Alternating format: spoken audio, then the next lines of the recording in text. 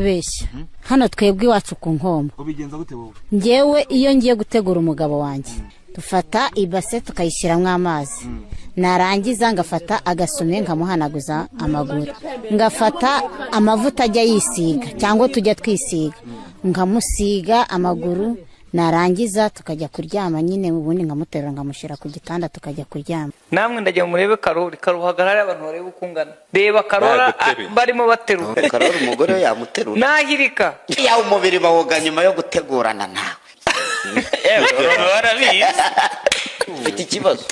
none se ntago abagore banyoye bakorera bakabasiga bagaterura bakaryamisha banza wumve Rome urajyayo pe ubwo se umugabo wambutse ikirwa ubundi wazongera kumukura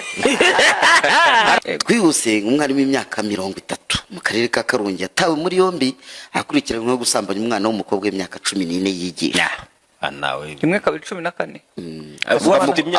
amukobye kabiri ndagira ngo buri muntu dukurikiye nari umwana w'imyaka 14 uko angana uramureba mu maso ukabona ko ari umwana ngiye bundi mbanzi ko umukobwa wese ufite natirere aba tujuje imyaka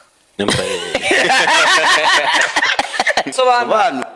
ni mu rwego nyine rwo gutinya nyine yabanga uyu mwarimu yabatekereza nkanjye ntabwo yagwa muri uwo mutego nukuvuga ngo kuko niga kibigo nka biriya bashobora kwiga basutse imisatsi wenda ngo uvuge ngo none se ko numva uzagwa muri nationali hano bisobanura ngo Romeo mu bakobwa tereta ntawo muri ADPR urimo umuturage ati si ubwa mbere yari abikoze ati dusanzwe tubikeka ko asambanya abana b'abakobwa